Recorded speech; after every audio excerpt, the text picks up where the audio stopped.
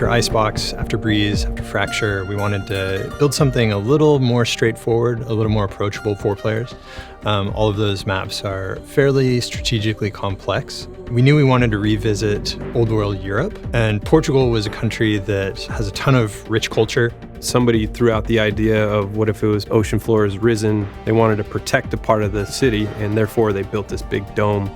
This is our very first foray into Omega Earth. This was really our first opportunity to get to show that off to players. What are some of those defining differences? Pearl is one of its kind in that way.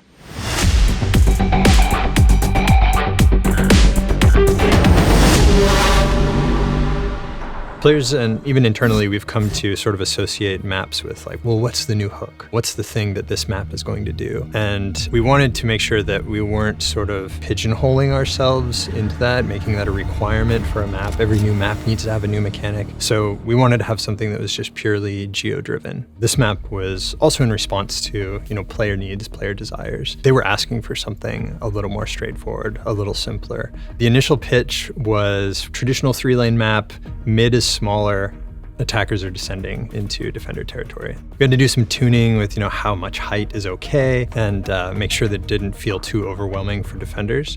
But it also introduced some interesting situations for certain utility. So Raze lives to satchel boost off height deltas. Sage has a little bit of a harder time walling off A, but then she's one of the few people that can kind of cover the whole choke on B long.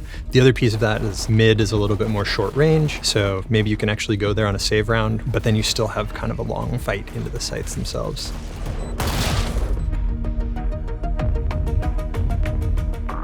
Our story really began all the way back with the map Ascent. We haven't really spelled it out up until this point. So this is really us finally saying, yes, we have two realities, Alpha Earth and Omega Earth, in conflict with each other. And Pearl is that opportunity for players to experience Omega for the very first time.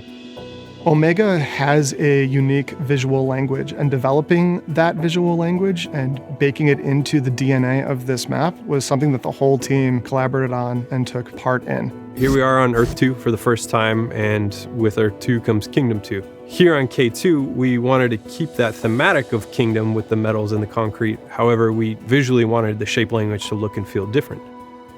So when myself and some of the concept artists were looking at Kingdom 2, we wanted to create a type of architecture that was somewhat based in reality, right? You look at the architecture of like Zaha Hadid or Norman Foster, or a number of other architects that are doing both parametric styles or organic types of architecture. We saw that and wanted to weave that into the K2 narrative, because if you look at K1, so much of it is just your typical modern architecture that we see, out in the day-to-day.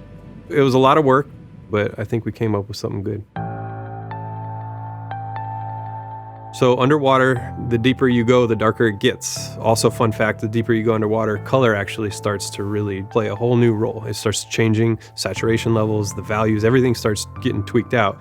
So for this was a challenge. We had to really start cranking up all the artificial lighting, essentially all the wall sconces that we were able to place throughout the map. But at the end of the day, if we needed to crank up the sun or something like that, we can say, hey, the water level is very close to the top of this dome. Therefore, there is some actual sunlight peeking through, and we can play with that space to really help lift the light if we needed to. We worked with some actual mural artists from Lisbon, Portugal, and had them give their spin and their flavor of their specific art that they do and interject it in our map. There's some challenges there because obviously they're painting on walls, they're popping that saturation, doing their thing. We have to really clamp our values specifically for gameplay so that a character is always going to read no matter what wall surface is behind them. The mural artists were fantastic people, and they were so cool to work with.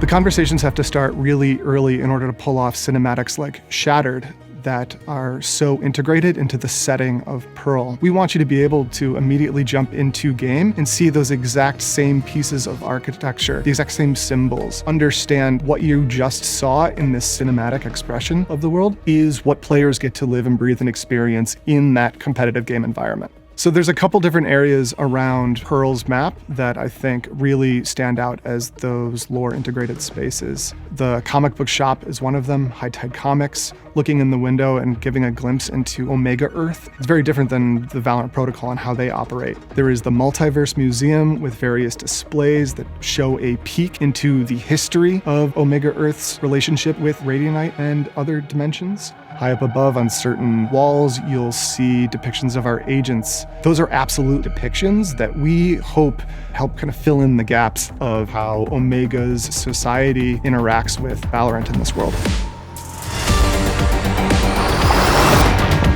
As a player jumping into Pearl for the first time or 10th time, hopefully it feels comfortable, like putting on an old, well-worn pair of shoes. This map should just be like, it clicks, you get it. Hopefully the map is delivering on that.